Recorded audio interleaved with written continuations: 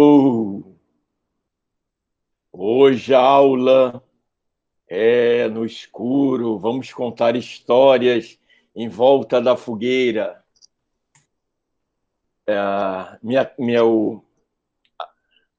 A câmerazinha do laptop deu pau, então está assim escurona, mas é com isso mesmo que a gente vai por enquanto. Vamos lá. A mesma coisa que eu falei para a disciplina de ilustração digital acontece agora em planejamento estratégico. Eu tenho que fechar o ciclo 1, e no ciclo 1, vocês têm 3 tarefas de planejamento estratégico. Deixa eu achar aqui. Quem se lembra? Fala, planejamento estratégico. Uma delas, a primeira foi aquela das 3 lentes. O projeto tem que ser desejável, tecnicamente viável e financeiramente implementável. A segunda tarefa era sobre grupos multidisciplinares e inovação. Vocês se lembram?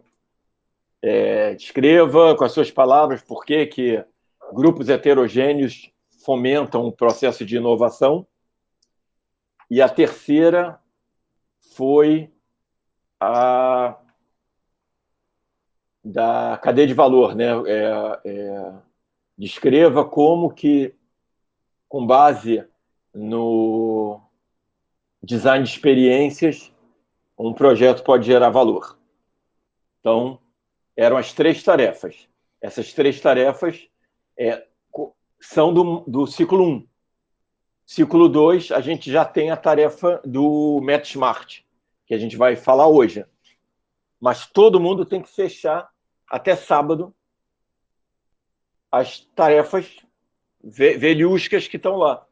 Eu ainda nem fiz avaliação, porque eu vou fechar o recebimento das tarefas e vou ler todas elas numa tacada só, porque assim é bom que eu consigo comparar, consigo entender melhor o pensamento do grupo.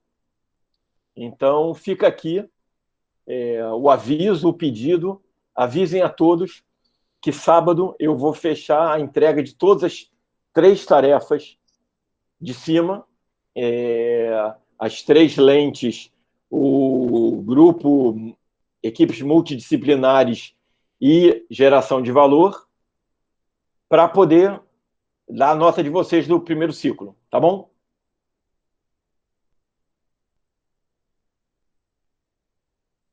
Tranquilo aí?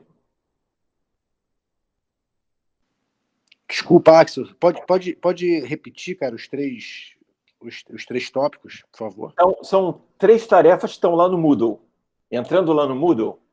Beleza, tá. Vou compartilhar a tela aqui. Tela cheia.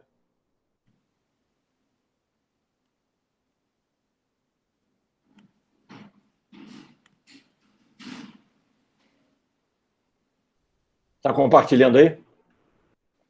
Tá. Então tá. A primeira tarefa foi na aula 2, que era, em um parágrafo, conte alguma experiência pessoal que explique a necessidade das soluções de projetos serem ao mesmo tempo desejáveis, tecnicamente executáveis, financeiramente viáveis. Essa foi lá de 300 anos atrás. Para escrever um texto sobre isso, né? Até se quiser ver de outros, é alguma coisa sua, ou que você conhece, ou que você viveu, ou que alguém já viveu. Okay. Desde contratar, colocar os móveis na cozinha, os armários da cozinha, até qualquer coisa, alguma experiência sua, pessoal, com cliente. Eu contei que, na prática, é muito comum que, às vezes, você, na relação com o cliente, você acabe priorizando a reunião de aprovação do projeto e que você deixe de lado garantir que financeiramente seja execuível para o seu cliente. Então, às vezes, você apresenta alguma coisa que ele morre de paixão, mas que no final é caro demais para ele pôr em prática. Ou, às vezes, você faz um layout que no mockup virtual ele ficou a coisa mais linda do mundo, mas que você não tem nenhum fornecedor que de fato execute aquilo daquela maneira. Isso também é um crime muito comum entre nós designers, que estamos sempre na frente do Photoshop, ser seduzido pela possibilidade de mostrar alguma coisa encantadora e às vezes você não sabe nem como que você vai botar aquilo de pé. Então, garantir que toda solução apresentada ela seja a convergência dessas três lentes.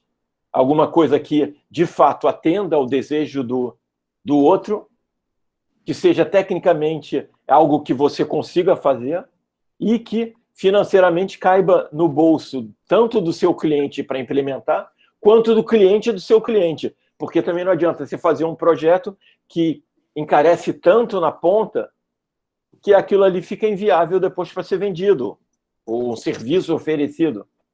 Tá bom? Beleza, então esse é o primeiro texto, né? Tá. Esse é o primeiro. Segundo,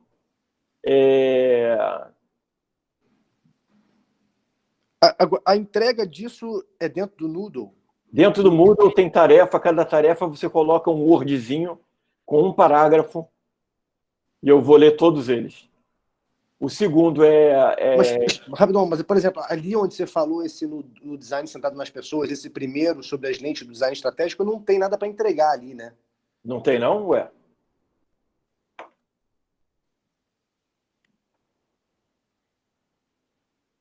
É para entregar cada texto dentro desse repositório, isso? Exatamente. Olha, de 17 alunos, 5 entregaram. 12 não entregaram, mas se 5 entregaram, é que dá para entregar.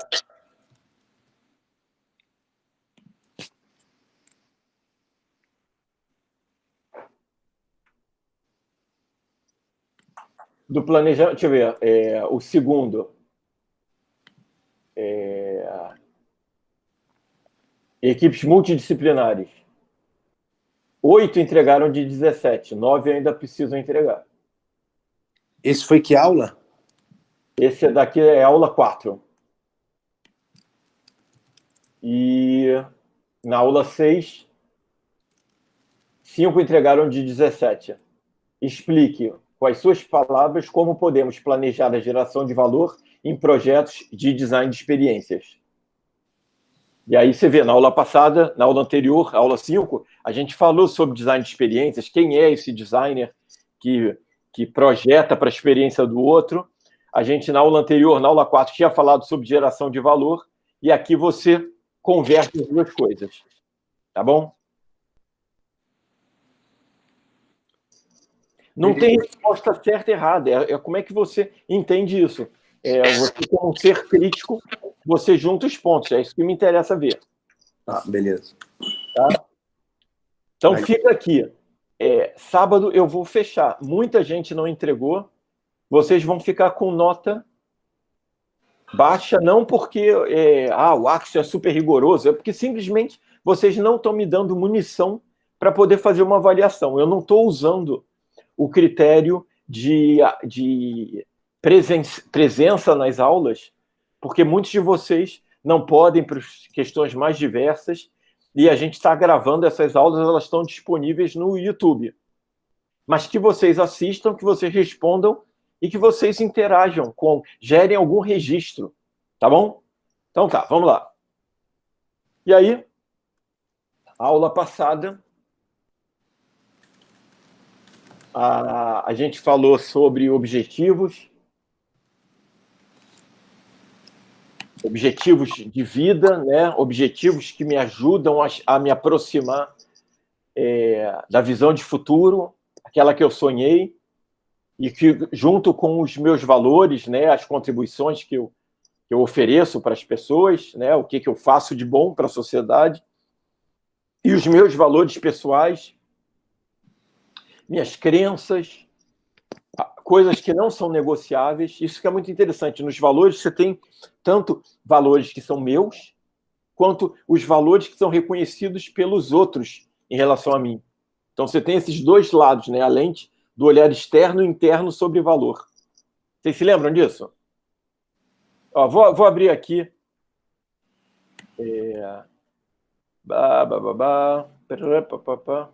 Vamos lá. Eu estou compartilhando a tela ainda, tô, né?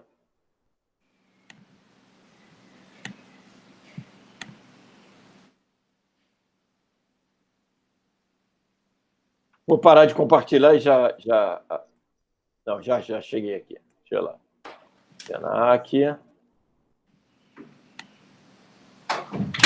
Para aqui.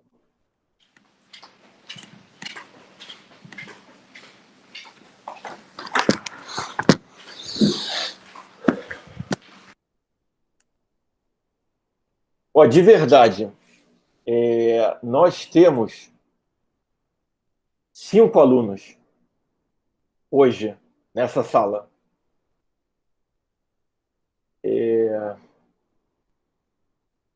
Eu já falei, e não é brincadeira, eu acho que essa aula de planejamento estratégico para pessoas que estão saindo da faculdade, indo para o mercado, é talvez a aula que foi feita para esse momento. Vocês estão tendo como projeto integrador a construção de um portfólio.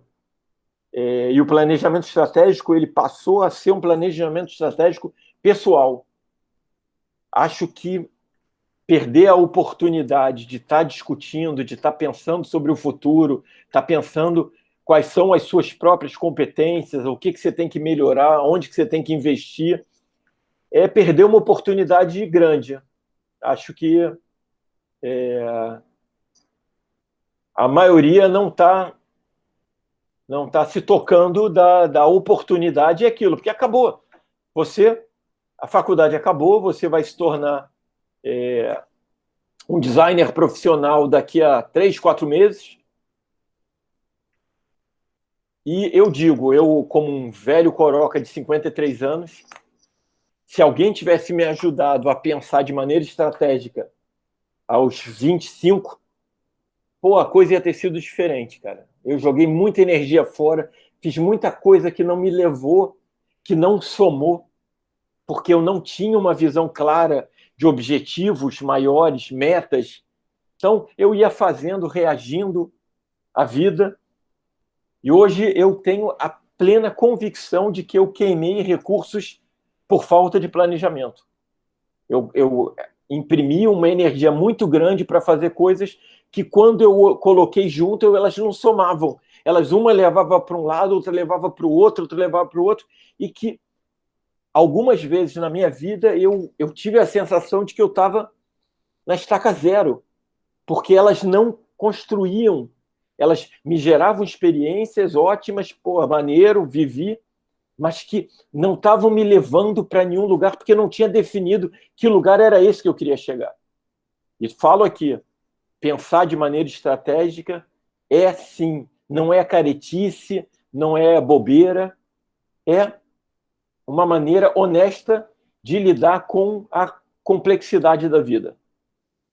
Incrível sua clareza e seu esclarecimento nesse ponto aí, Axel. Acho que muito, obviamente, pela sua experiência de vida, né, profissional, as escolhas que você foi fazendo, e isso, para quem está ainda na faculdade, poder ouvir e ser mais criterioso nas escolhas que vai fazer daqui para frente é o maior ensinamento que um aluno hoje pode ter, realmente. Obrigado por compartilhar.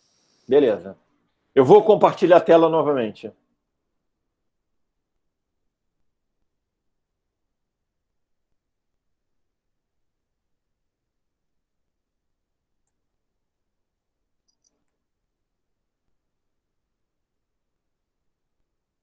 Estão vendo aí já?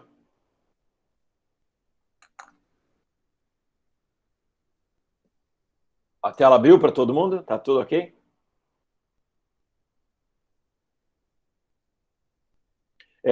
Como eu estou compartilhando a tela, eu não estou olhando o chat. Se vocês estão escrevendo no chat, eu não estou vendo. Alguém pode abrir o microfone só, porque quando eu volto para cá, eu vou voltar para cá. Pronto, eu voltei para cá. Que houve? Se vocês estavam vendo a tela direito. Sim, perfeitamente. Beleza. Então tá. Então vamos lá. Isso aqui seria uma construção de um planejamento estratégico com 7 etapas. Dessas 7 etapas, a gente já viu 4. Quais foram elas? 2 aulas atrás, a gente tinha falado sobre o que é esse pensamento estratégico, que é quando eu me coloco no centro de um sistema, eu me entendo como parte de um sistema complexo, onde as pessoas que estão do meu lado, elas também têm desejos, medos, expectativas, e eu preciso entender que nessa interação com vários atores, com várias tecnologias, com várias grandes organizações que estão influenciando, impactando a minha vida, eu preciso entender que vale a pena planejar. Se o pensamento... alguém pode só fechar o microfone aí? Só... Obrigado, rapidinho. Depois abre de novo. Obrigado. O que é o pensamento estratégico? É o ponto de partida. Se eu não tenho a percepção de precisar planejar, não vale mais nada. Então, o pensamento estratégico é quando você olha para esse grande sistema, você se coloca ali e você percebe ou uma oportunidade, ou você percebe uma encrenca, e você fala, cara, se eu não planejar os meus passos, talvez eu não chegue a lugar nenhum. Ou o contrário, cara, tem uma oportunidade que se eu não organizar e não planejar, eu não vou conseguir pegar essa onda. Então, o pensamento estratégico é isso, é o ponto de partida. É você encontrar uma percepção que valide todo o processo de planejamento. Porque o processo de planejamento custa caro. Você vai gastar sua energia, seus recursos para planejar. Se você não tiver claro que vale a pena isso, você não vai fazer. E você vai passar a vida reagindo ao que acontecer. É errado? Claro que não, mas é uma escolha. Depois, vocês entenderam, né, no pensamento estratégico de onde vocês estão partindo, e aí vocês olharam para o futuro. E aí você tem que sonhar, né? Cara, aonde eu quero estar daqui a 10 anos? Mesmo que você diga, Axel, eu não tenho claro ainda, tudo bem. Faz um exercício qualquer. Só se permita sonhar, porque o sonho é o que vai ser a justificativa de todo o planejamento. Você diz, cara, eu quero estar lá. Eu quero, em 10 anos, ser doutor em design. Então, eu tenho que começar acabando a faculdade e fazendo mestrado, depois fazendo doutorado, para depois conseguir, talvez, fazer uma pesquisa fora do país. Isso vai permitir que eu consiga uma bolsa de estudo e que pague as minhas viagens, porque, na verdade, eu quero morar fora, quero me sentir um intelectual, quero lidar com pessoas que gostam de pensar e refletir. Enfim, eu construo uma visão de futuro. Me vejo de paletó de veludo, andando num lugar diferente. Construir um futuro, um sonho. E aí, eu vejo quais são os meus valores, né? As minhas crenças, o que eu quero de fato que me aproxima desse sonho e quais são as minhas contribuições sociais. Contribuições sociais quer dizer o que eu faço que o outro vê valor. Não adianta eu querer alguma coisa e para chegar lá eu vá precisar do outro sem que eu reconheça as coisas boas que os outros veem em mim. O que eu vendo que os outros querem comprar. Vender não é só vender uma caixa. É a minha maneira de falar, as pessoas gostam, eu sou uma pessoa super sociável. Entenda quais são as contribuições que vocês têm para as outras pessoas e quais os impactos na vida das pessoas que essas contribuições trazem. Você só consegue determinar o seu propósito quando você consegue conciliar aquilo que você faz bem, aliado aquilo que os outros consideram que você faz bem. Aquilo que os outros precisam. E que quando você entrega aquilo, aquela contribuição, aquilo gera um impacto positivo na vida das outras pessoas. Então a gente falou sobre isso, eu passei o Ikigai, se lembra? O Ikigai que mostrava aqueles 4 lentes, né? O que eu gosto, o que eu faço bem, o que o que é valorizado no mercado e o que o mundo realmente precisa. E que se eu consigo encontrar essas 4 lentes, se eu consigo acertar no meio, é de fato o meu propósito. Mas que normalmente a gente vive circundando 2 ou 3, você vive ali na periferia, buscando atender ao máximo, né, essas exigências da vida. Cara, agora eu estou assim meio poético, mas não sei se está fazendo sentido. Mas tudo isso a gente já falou, tem aula gravada. E aí a gente chegou aqui, falou dos objetivos estratégicos. O que são os objetivos? Aqueles grandes planos que garantem que eu chegue naquela visão de futuro. Se eu quero... então, vamos lá. Se o meu futuro Cara, meu sonho é... Alguém colocou, não sei se foi na manhã ou se foi à noite.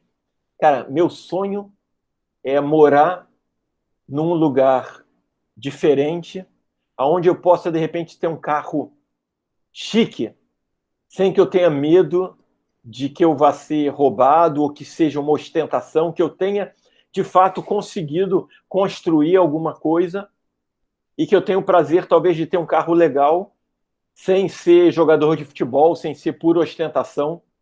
Isso é um sonho. E aí os objetivos vão ser como...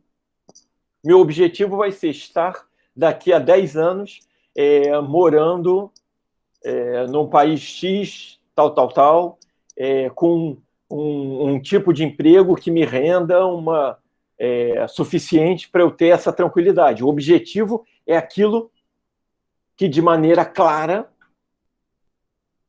garante aquele futuro desejado. Tudo bem? Vocês se lembram disso? Eu estou recapitulando, dando uma pincelada em tudo até aqui. E se o objetivo é essa coisa maior, mesmo específica, é isso a longo prazo que viabiliza minha visão de futuro, metas são coisas mais curtinhas. Metas são aqueles passos que eu dou para me aproximar, para que eu alcance esse objetivo. E aí, essa imagem ajuda a entender bem claro, né? O objetivo é alguma coisa maior, enorme, e as metas são mais amarradinhas, mais quadradinhas, mais bem definidinhas, quase sempre de curto prazo, mas que me aproximam desse objetivo. Elas não estão soltas no mundo. Eu vou somando essas metas e cada vez que eu vou atingindo as minhas metas, vou batendo as minhas metas, eu vou chegando mais perto desse objetivo e esse objetivo viabiliza a minha visão de futuro. Evelyn entrou. Eu estou dando uma pincelada em tudo, mas está fazendo sentido para vocês? Espero que vocês tenham visto as aulas gravadas no YouTube ou que tenham visto as aulas anteriores, participado. Espero que vocês estejam falando, porra, muito legal, está fazendo sentido, uma coisa encaixa na outra. Tudo bem? E aí chegou o desafio que hoje vocês têm que apresentar. Metas pessoais de curto prazo que sejam específicas o suficiente, que tenham indicadores que eu possa saber que eu alcancei, né?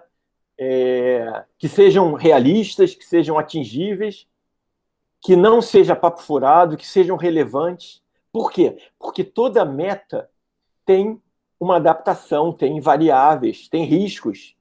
Então, eu vou ter que botar minha energia ali. Então, se não for importante demais, eu não vou conseguir realizá-las. E que tenha um tempo fechadinho. Um tempo curto. Por quê? Porque eu também preciso bater meta para ganhar energia para continuar em frente. você fazer metas muito longas, às vezes podem exigir um comprometimento que, porra, vai te estressar, vai te deixar deprê às vezes. Então, metas curtinhas permitem que você bata a meta, que você vá para o bar tomar uma cerveja, celebrar com os amigos, e que no dia seguinte você começa de novo outra encrenca. Então, o bom de meta curta é te energizar para a próxima trincheira, para a próxima roubada, porque a vida é se meter em roubada e resolver, e aí vem a próxima, e vem a próxima, e vem a próxima, e é isso é viver. Ok? Então, agora eu paro de compartilhar a tela e passo para vocês. Hoje eu quero que vocês apresentem suas metas SMART e que a gente vai ver se elas são de fato específicas, atingíveis, mensuráveis, tá bom? Então vamos lá. Quem que pode apresentar a primeira meta?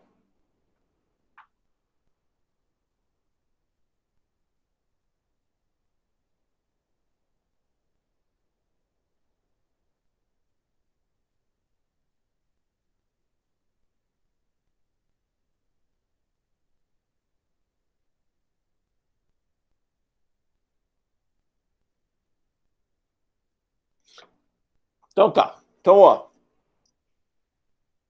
ninguém está apresentando. Tudo bem, não tem problema algum. Volto a falar, essa aula, assim como o Peter falou, pô, maneiro, você fala de uma maneira clara sobre algo que é embasado pela própria vivência. Vocês estão num momento muito diferente do meu. E quando eu passei por onde vocês estão, eu não pensava em planejamento. Planejamento de vida, cara, eu ia viver, eu estava bicho solto.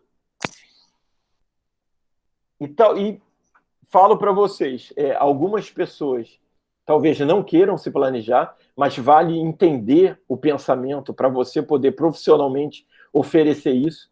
Isso é uma possibilidade de você ter,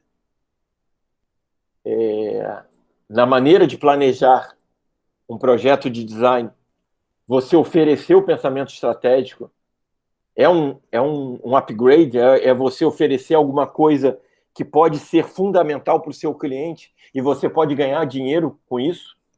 A gente está falando aqui de sobrevivência, é mais uma prestação de serviços. Se você consegue incluir na sua oferta de serviço como designer o planejamento estratégico do que quer que você venha desenvolver, o seu cliente pode te ver não apenas como um fornecedor, e sim como um parceiro importante. E tem 1000 contas que falam, cara, você manter um cliente é 8 vezes mais barato do que você adquirir um cliente novo. A energia gasta para conseguir um cliente novo é muito maior do que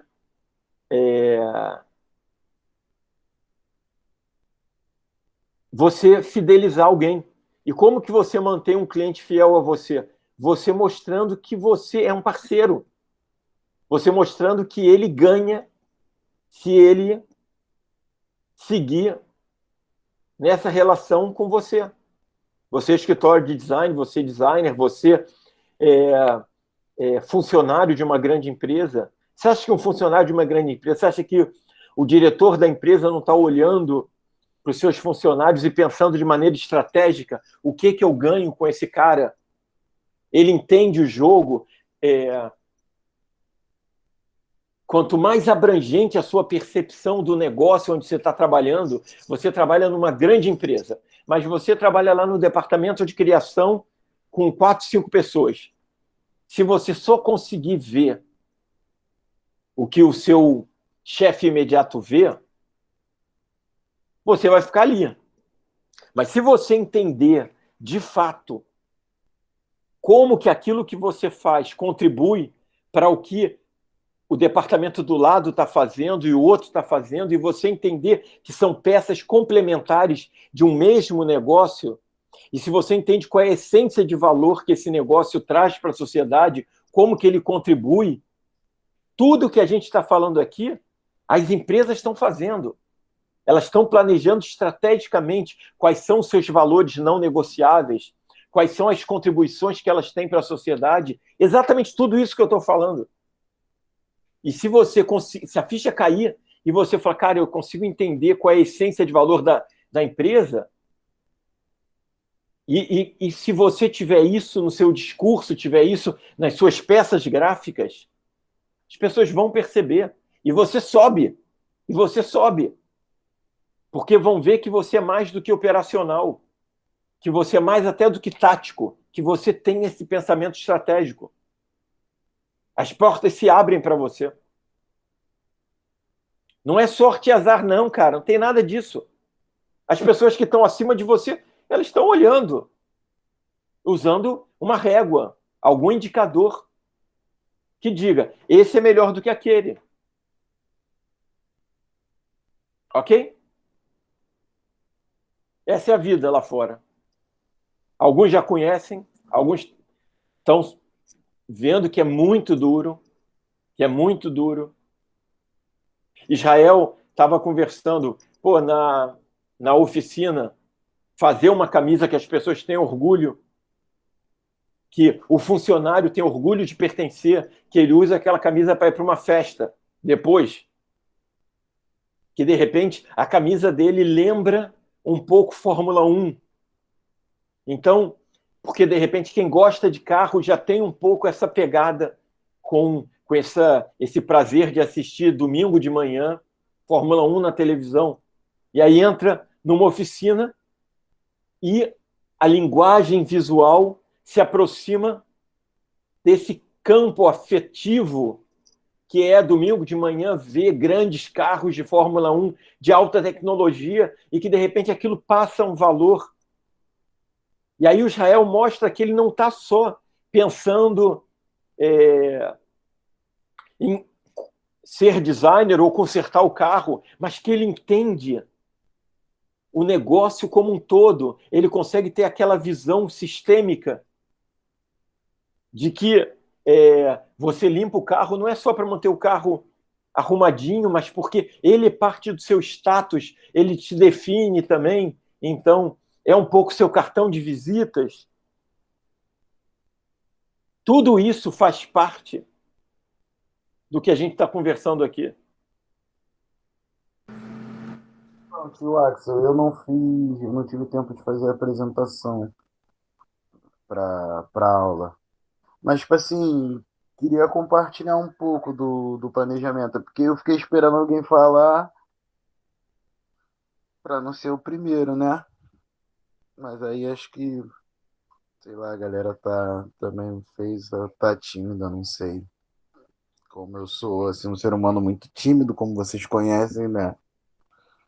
Então, começar do início, né? Tipo assim, eu curto muito designer e tal, e coloquei minha veia artística aqui. Eu sempre tive essa veia artística, e aí, tipo, eu encontrei ela no design. Só que o que que acontece? Eu, no meio dos meus rebus da minha vida, eu decidi mudar de profissão mais uma vez. E aí eu olhei assim e tal, e falei, porra, mecânico, caraca, cara, é uma parada que eu sempre fiz por hobby, que eu tenho gosto de fazer e, porra, vamos virar mecânico e é isso aí. E, tipo assim, é algo prazeroso pra mim, prazeroso que me gera assim aquele calor no coração, aquela provocação, sabe? E aí eu olho assim e eu vejo, pô, por que que eu não posso juntar o design junto com a mecânica, entendeu? E essa é a minha meta, sabe? Essa é a minha Agora, Israel, objetivo. não é te cortando, mas você juntará querendo ou não. Uhum. O ponto é esse. pessoas que conectam diferentes áreas de conhecimento são pessoas mais interessantes. São pessoas que têm uma visão mais abrangente do jogo. Então, mesmo que você nunca mais oficialmente faça design, você será designer para sempre. A sua maneira de pensar como mecânico e os toques que você vai dar, de repente, no seu patrão, de, pô, faz isso, faz aquilo, ele vai falar, porra, esse Israel não é bobo. Esse Israel, no primeiro momento que ele precise de alguém para liderar um projeto qualquer que ele não possa fazer, pô, aquele maluco do Israel, cara, ele é um cara que está antenado. Ele é bom mecânico, ele é ótimo mecânico, mas ele também tem uma visão diferente dos outros, às vezes. E isso é teu, cara. Independente, novamente, eu vou fazer o projeto gráfico da coisa. Talvez você nunca mais faça projeto gráfico, mas essa maneira de entender que a gente se expressa a partir da forma, a maneira como eu falo tá comunicando tanto quanto o que eu estou falando, que a maneira que eu me visto, que a maneira que a oficina está disposta, que tudo comunica. Isso é uma coisa que para você já é clara, mas para as outras pessoas não é. E que isso já está em você, meu amigo. Está tatuado em você, meu amigo. Sim, eu acho que, tipo assim, mais do que isso, é a maneira que a gente, como designer, tipo, é o mundo. Não sei se você acredita nisso, acho que você acredita assim, mas o designer, eu acho que a gente, como designer, a gente recebe na nossa formação, assim, como se fosse um óculos, uma visoreta, e aí a gente consegue ter uma outra ótica do mundo. A gente enxerga o mundo assim, sei lá, em mais cores, entendeu? A gente vê, pelo menos eu vejo valor em tudo. E às vezes uma coisa simples, totalmente simples, mas que tem um valor gigantesco, entendeu? Para a pessoa, sabe? Tá. E é isso que eu busco, entendeu? Dentro da minha profissão de designer, dentro da minha profissão de mecânico, é isso. Eu vou botar um exemplo bem claro, tipo assim, o meu carro. Porra, meu carro tem a minha idade. Se for, porra, comparar os carros que eu conserto com o meu carro, porra, meu carro é uma merda.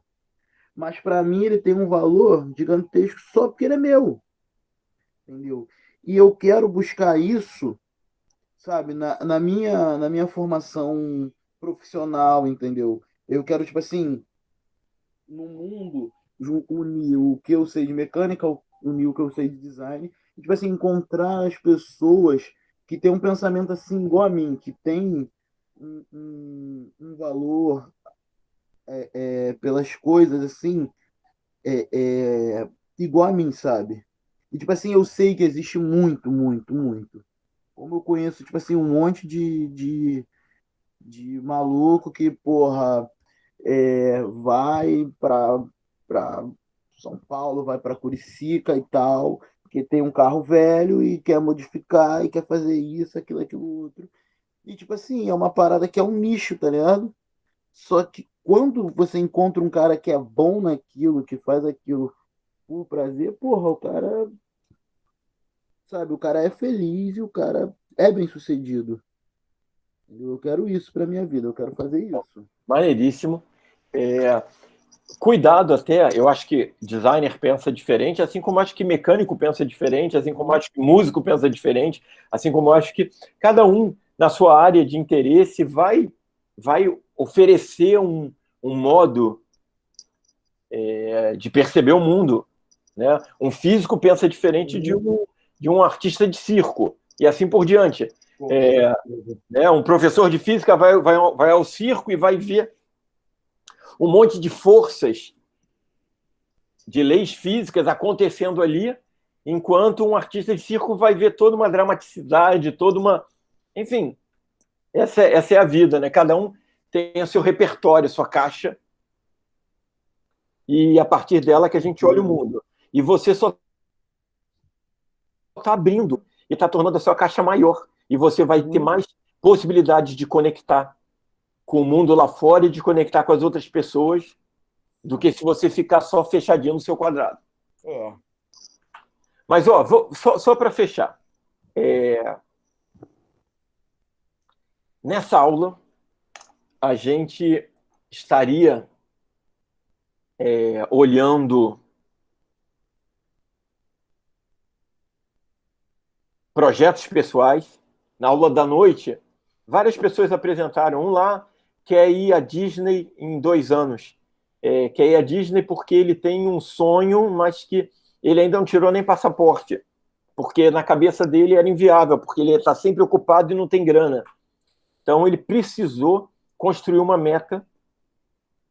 E ele falou, vai ser difícil, mas é muito relevante. É uma coisa que tem a ver quase com a minha autoestima.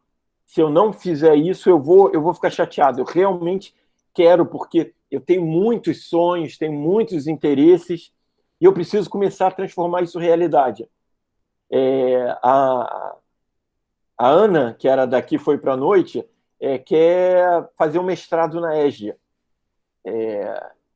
Só que, quando ela desenhou, depois ela falou, cara, mas eu não sei o que é difícil, o que é fácil. Ela vai ter que pesquisar, vai ter que descobrir quais tarefas que ela vai ter que executar para poder cumprir a meta.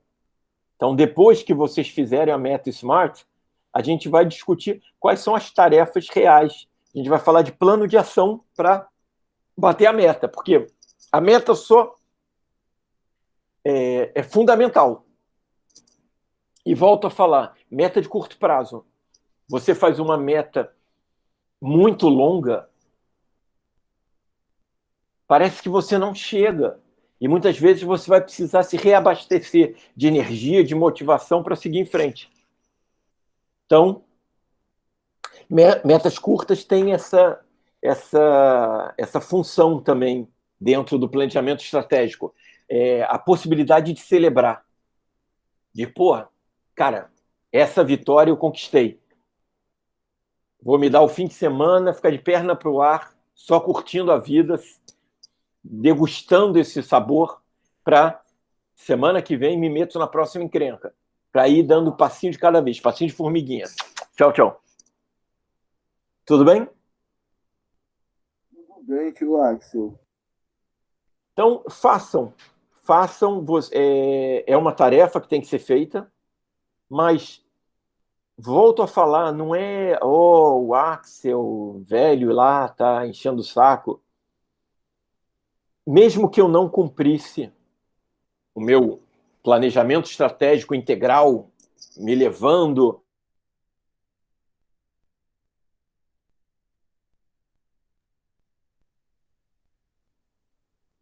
de curto prazo, é fundamental. Então, se organizem, vale a pena, tá bom? Então, eu gostaria que vocês, de fato, avisassem ao grupo para que façam. Vejam as aulas.